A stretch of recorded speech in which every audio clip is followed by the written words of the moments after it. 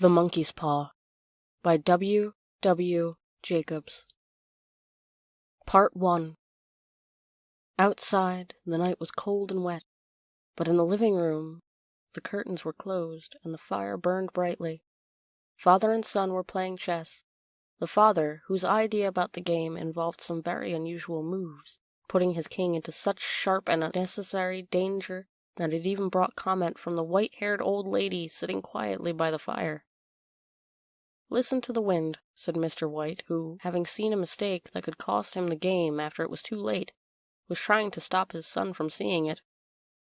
"I'm listening," said the son, seriously studying the board as he stretched out his hand. "Check." "I should hardly think that he'll come tonight," said his father, as his hand held in the air above the board. "Mate," replied the son. "That's the worst living so far out," cried Mr. White with sudden and unexpected violence. "Of all the awful, out-of-the-way places to live in, this is the worst. Can't walk on the footpath without getting stuck in the mud, and the road's a river. I don't know what the people are thinking about. I suppose they don't think it doesn't matter because only 2 houses in the road have people in them." "Never mind, dear," said his wife calmly. "Perhaps you'll win the next one." Mr. White looked up sharply, just in time to see a knowing look between mother and son. The words died away on his lips, and he hid a guilty smile in his thin gray beard. "There he is," said Herbert White as the gate banged shut loudly and the heavy footsteps came toward the door. The old man rose quickly, and opening the door, he heard telling the new arrival how sorry he was for his recent loss. The new arrival talked about his sadness, so that Mrs. White said, "Tut, tut," and coughed gently as her husband reached the room, followed by a tall, heavy-built, strong-looking man, whose skin had the healthy reddish color associated with outdoor life, and whose eyes showed that he could be a serious, dangerous enemy. "Sergeant Major Morris," he said, introducing him to his wife and son. "Herbert." The sergeant major shook hands and, taking the offered seat by the fire, watched with satisfaction as Mr. White got out whiskey and glasses. After the 3rd glass, his eyes got brighter and he began to talk. The little family circle listened in growing interest to his visitor from distant parts. He squared his broad shoulders in the chair and spoke of wild scenes and brave acts, of wars and strange peoples. 21 years of it, said Mr. White, looking at his wife and son. When he went away, he was a thin young man. Now look at him. "He doesn't look to have taken much harm," said Miss White politely. "I'd like to go to India myself," said the old man. "Just to look around a bit, you know?" "Better where you are," said the sergeant major, shaking his head. He put down the empty glass, and sighing softly, shook it again. "I would like to see those old temples and fakirs and the street entertainers," said the old man. "What was that you started telling me about the other day, about a monkey's paw or something, Morris?" "Nothing," said the soldier quickly. "At least, nothing worth hearing." "Monkey's paw?" said Mrs. White curiously. "Well, it's just a bit of what you might call magic, perhaps," said the sergeant major, without first stopping to think. His 3 listeners leaned forward excitedly. Deep in thought, the visitor put his empty glass to his lips and set it down again. Mr. White filled it for him again. "To look at it," said the sergeant major, feeling about in his pocket, "it's just an ordinary little paw, dried to a mummy." He took something out of his pocket and held it for them. Mrs. White drew back with a look of disgust, but her son, taking it, examined it curiously.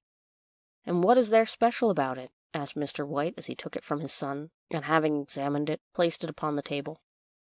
"It had a spell put on it by an old fakir," said the sergeant major, "a very holy man. He wanted to show that fate ruled people's lives, and that those who tried to change it would be sorry. He put a spell on it so that 3 different men could each have 3 wishes from it. The way he told the story showed that he truly believed it, and his listeners became aware that their light laughter was out of place, and it hurt him a little." "Well, why don't you have 3, sir?" said Herbert cleverly. The soldier looked at him in a way that a middle-aged usually looked at a disrespectful youth. "I have," he said quietly, and his face whitened. "And did you really have the 3 wishes granted?" asked Mrs. White. "I did," said the sergeant major, and his glass tapped against his strong teeth. "And has anyone else wished?" continued the old lady. "The first man had his 3 wishes. Yes," was the reply. "I don't know what the first 2 were, but the third was for death. That's how I got the paw." His voice was so serious that the group fell quiet. "If you've had your 3 wishes, it's no good to you now then, Morris," said the old man at last. "What do you keep it for?" The soldier shook his head. "Fancy, I suppose," he said slowly. "I did have some idea of selling it, but I don't think I will. It has caused me enough trouble already. Besides, people won't buy. They think it's just a story, some of them. And those who do think anything of it want to try it first and pay me afterward." "If you could have another 3 wishes," said the old man, watching him carefully, "would you have them?" "I don't know," said the other. "I don't know." He took the paw, holding it between his front finger and thumb, suddenly threw it upon the fire. Mr. White, with a slight cry, bent down and took it off. "Better let it burn," said the soldier sadly, but in a way that let him believe it to be true. "If you don't want it, Morris," said the other, "give it to me." "I won't," said his friend with stubborn determination. "I threw it on the fire. If you keep it, don't hold me responsible for what happens. Throw it on the fire like a sensible man." The other shook his head and examined the possession closely. "How do you do it?" he said. "Hold it in your right hand, and state your wish out loud so you can be heard," said the sergeant major. "But I warn you of what might happen." "Sounds like the Arabian Nights," said Mrs. White, as she rose and began to set the dinner. "Don't you think you might wish for 4 pairs of hands for me?" Her husband drew the talisman from his pocket, and all 3 laughed loudly as the sergeant major, with a look of alarm on his face, caught him by the arm. "If you must wish," he demanded, "wish for something sensible." Mr. White dropped it back in his pocket, and placing chairs, motioned his friend to the table. In the business of dinner, the talisman was partly forgotten, and afterwards the 3 sat fascinated as they listened to more of the soldier's adventures in India. "If the tale of the monkey's paw is not more truthful than those he has been telling us," said Herbert, as the door closed behind the guest, just in time to catch the last train, "we shan't make much of it." "Did you give anything for it, father?" asked Mrs. White, watching her husband closely. "A little," said he, coloring slightly. "He didn't want it, but I made him take it, and he pressed me again to throw it away." "Not likely," said Herbert, with pretending horror. "Why, we're going to be rich and famous and happy." Smiling, he said, "I wish to be a king, father, to begin with, then mother can't complain all the time." He ran quickly around the table, chased by the laughing Mrs. White armed with a piece of cloth. Mr. White took the paw from his pocket and eyed it doubtfully. "I don't know what to wish for, and that's a fact," he said slowly. "It seems to me I've got all I want." "If you only paid off the house, you'd be quite happy, wouldn't you?" said Herbert, with his hand on his shoulder. "Well, wish for 200 pounds then. That'll just do it." His father, smiling and with an embarrassed look for his foolishness in believing the soldier's story, held up the talisman. Herbert, with a serious face, spoiled only by a quick smile to his mother, sat down at the piano and struck a few grand chords. "I wish for 200 pounds, said the old man clearly. A fine crash from the piano greeted his words, broken by a frightened cry from the old man. His wife and son ran towards him. "It moved," he cried, with a look of horror at the object as it lay on the floor. "As I wished, it twisted in my hand like a snake." "Well, I don't see the money," said his son, as he picked it up and placed it on the table, "and I bet I never shall." "It must have been your imagination, father," said his wife, regarding him worriedly. He shook his head. "Never mind, though. There's no harm done. But it gave me a shock all the same." They sat down by the fire again while the 2 men finished their pipes. Outside, the wind was higher than ever, and the old man jumped nervously at the sound of a door banging upstairs. An unusual and depressed silence settled on all 3, which lasted until the old couple got up to go to bed. "I expect you'll find the cash tied up in a big bag somewhere in the middle of your bed," said Herbert, as he wished them good night, "and something horrible sitting on top of your wardrobe watching you as you pocket the ill-gotten money." Herbert, who had normally had a playful nature and didn't like to take things too seriously, sat alone in the darkness looking into a dying fire. He saw faces in it, the last so horrible and so monkey-like that he stared at it in amazement. It became so clear that, with a nervous laugh, he felt on the table for a glass containing some water to throw over it. His hand found the monkey's paw, and with a little shake of his body, he wiped his hand on his coat and went up to bed. Part 2. In the brightness of the wintry sun next morning as it streamed over the breakfast table, he laughed at his fears. The room felt as it always had, and there was an air of health and happiness which there had not been the previous night. The dirty, dried-up little paw was thrown on the cabinet with a carelessness that indicated no great belief in what good it could do. "I suppose all old soldiers are the same," said Mrs. White. "The idea of our listening to such nonsense! How could wishes be granted in these days? And if they could, how could 200 pounds hurt you, father?" "Might drop on his head from the sky," said Herbert. "Morris said things happened so naturally," said his father, "that you might, if you so wished, not see the relationship." "Well, don't break into the money before I get back," said Herbert as he rose from the table to go to work. "I'm afraid it'll turn you into a mean, greedy old man, and we shall have to tell everyone that we don't know you." His mother laughed, and following him to the door, watched him reach the road. And returning to the breakfast table, she felt very happy at the expense of her husband's readiness to believe such stories, all of which did not prevent her from hurrying to the door at the postman's knock. Nor, she found, the post brought only a bill, talking about how sergeant majors can develop bad drinking habits after they leave the army. "Herbert will have some of his funny remarks, I expect, when he comes home," she said as they sat at dinner. "I know," said Mr. White, pouring himself out some beer. "But for all that, the thing moved in my hand. That I'll swear to." "You thought it did," said the old lady, trying to calm him. "I say it did," replied the other. "There was no thought about it. I had just— What's the matter?" His wife made no reply. She was watching the mysterious movements of a man outside who, looking in an undecided fashion at the house, appeared to be trying to make up his mind to enter. In mental connection with the 200 pounds, she noticed that the stranger was well dressed, and wore a silk hat of shiny newness. 3 times he stopped briefly at the gate, and then walked on again. The 4th time he stood with his hand upon it, and then with sudden firmness of mind, pushed it open and walked up the path.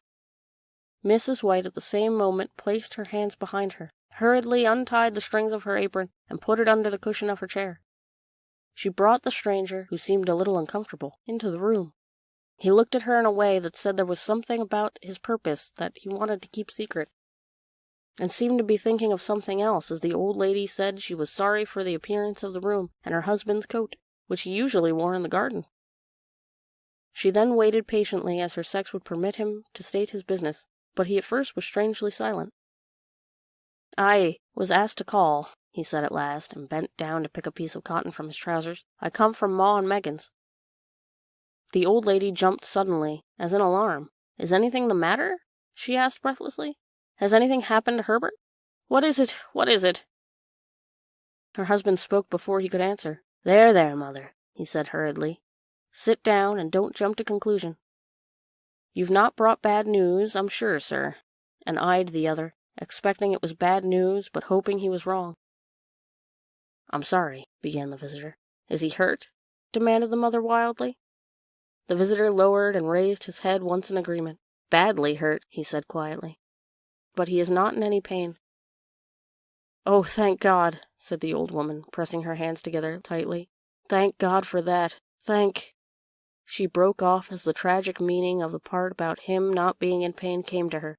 The man had turned his head slightly so as not to look directly at her, but she saw the awful truth in his face. She caught her breath, and turning to her husband, who did not yet understand the man's meaning, laid her shaking hand on his. There was a long silence. "He was caught in the machinery," said the visitor at length in a low voice. "Caught in the machinery," repeated Mr. White, too shocked to think clearly. "Yes." He sat staring out the window, and taking his wife's hand between his own, pressed it as he used to do when he was trying to win her love in the time before they were married, nearly 40 years before. "He was the only one left to us," he said, turning gently to the visitor. "It is hard." The other coughed, and rising, walked slowly to the window.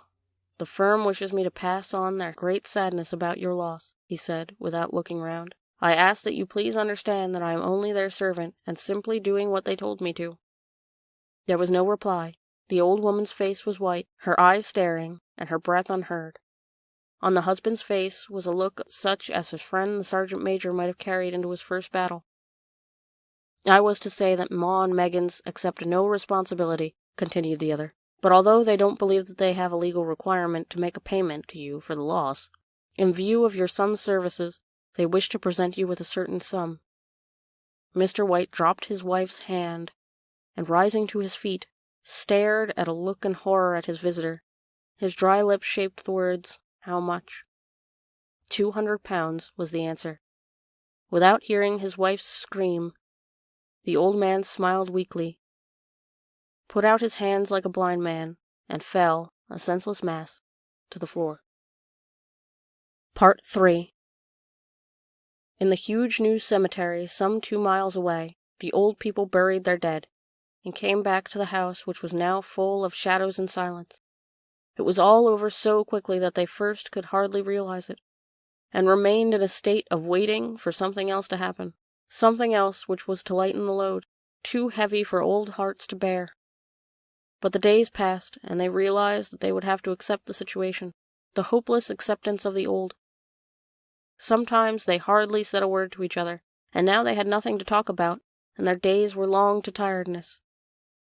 It was about a week after that the old man, waking suddenly in the night, stretched out his hand and found himself alone. The room was in darkness, and he could hear the sound of his wife crying quietly at the window. He raised himself in bed and listened. "Come back," he said tenderly. "You will be cold." "It is colder for my son," said the old woman, who began crying again. The sounds of crying died away on his ears. The bed was warm, and his eyes heavy with sleep. He slept lightly at first, and then was fully asleep until a sudden wild cry from his wife woke him with a start. "The paw!" she cried wildly. "The monkey's paw!" He started up in alarm.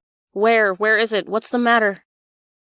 She almost fell as she came hurried across the room toward him. "I want it," she said quietly. "You've not destroyed it?" "It's in the living room, on the shelf above the fireplace," he replied. "Why?" She cried and laughed together, and bending over, kissed him on the cheek. "I only just thought of it," she said. "Why didn't I think of it before? Why didn't you think of it?" "Think of what?" he questioned. "The other 2 wishes," she replied quickly. "We've only had one." "Was not that enough?" he demanded angrily. "No," she cried excitedly. "We'll have one more. Go down and get it quickly, and wish our boy alive again." The man sat up in bed and threw the blankets from his shaking legs. "Good God, you are mad!" he cried, struck with horror. "Get it," she said, breathing quickly. "Get it quickly and wish, oh, my boy, my boy!" Her husband struck a match and lit the candle. "Get back to bed," he said, his voice shaking. "You don't know what you're saying." "We had the first wish granted," said the old man desperately. "Why not the second?" "A coincidence," said the old man. "Go get it and wish," cried the wife, shaking with excitement. The old man turned and looked at her, and his voice shook. "He has been dead 10 days, and besides I would not tell you before, but I could only recognize him by his clothing. If he was too terrible for you to see then, how now?" "Bring him back," cried the old woman, and pulled him towards the door. "Do you think I fear the child I have nursed?" He went down in the darkness, and felt his way to the living room, and then to the fireplace. The talisman was in its place on the shelf. And then a horrible fear came over him that the unspoken wish might bring the broken body of his son before him before he could escape from the room. He caught his breath as he found that he had lost the direction of the door. His forehead cold with sweat, he felt his way round the table and along the walls until he found himself at the bottom of the stairs with the evil thing in his hand. Even his wife's face seemed changed as he entered the room. It was white and expectant, and his fears seemed to have an unnatural look upon it. He was afraid of her. "Wish!" she cried in a strong voice. "It is foolish and wicked," he said weakly. "Wish!" repeated his wife. He raised his hand. "I wish my son alive again." The talisman fell to the floor, and he looked at it fearfully. Then he sank into the chair, and the old woman, with burning eyes, walked to the window and opened the curtains. He sat until he could no longer bear the cold, looking up from time to time at the figure of his wife staring through the window. The candle, which had almost burned to the bottom, was throwing moving shadows around the room. When the candle finally went out, the old man, with an unspeakable sense of relief at the failure of the talisman, went slowly back to his bed, and a minute afterwards the old woman came silently and lay without movement beside him. Neither spoke, but lay silently listening to the ticking of the clock. They heard nothing else other than the normal night sounds. The darkness was depressing, and after lying for some time, building up his courage, the husband took the box of matches, and lighting one, went downstairs for another candle. At the foot of the stairs, the match went out, and he stopped to light another, and at the same moment a knock sounded on the front door. It was so quiet that it could only be heard downstairs, as if the one knocking wanted to keep their coming a secret. The matches fell from his hand. He stood motionless, not even breathing, until the knock was repeated. Then he turned and ran quickly back to his room and closed the door behind him. A third knock sounded through the house. "What's that?" cried the old woman, sitting up quickly. "A rat," said the old man shakily. "A rat. It passed me on the stairs." His wife sat up in bed listening. A loud knock echoed through the house. "It's Herbert!" she screamed. "It's Herbert!" She ran to the door, but her husband was there before her, and catching her by the arm, held her tightly. "What are you going to do?" he asked in a low, scared voice. "It's my boy. It's Herbert!" she cried, struggling automatically. "I forgot it was 2 miles away. What are you holding me for? Let go! I must open the door." "For God's sake, don't let it in," cried the old man, shaking with fear. "You're afraid of your own son?" she cried, struggling. "Let me go. I'm coming, Herbert. I'm coming." There was another knock, and another. The old woman, with a sudden pull, broke free and ran from the room. Her husband followed to the top of the stairs, and called after her as she hurried down. He heard the chain pull back and the bottom lock open. Then the old woman's voice, desperate and breathing heavily. "The top lock," she cried loudly. "Come down! I can't reach it."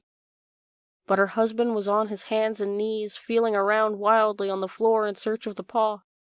If only he could find it before the thing outside got in. The knocks came very quickly now, echoing through the house, and he heard the noise of his wife moving a chair and putting it down against the door. He heard the movement of the lock as she began to open it, and at the same time he found the monkey's paw, and frantically breathed his third and last wish. The knocking stopped suddenly, although the echoes of it were still in the house. He heard the chair pull back, and the door open. A cold wind blew up the staircase, and a long, loud cry of disappointment and pain from his wife gave him the courage to run down to her side, and then to the gate. The streetlight opposite shone the quiet and deserted road.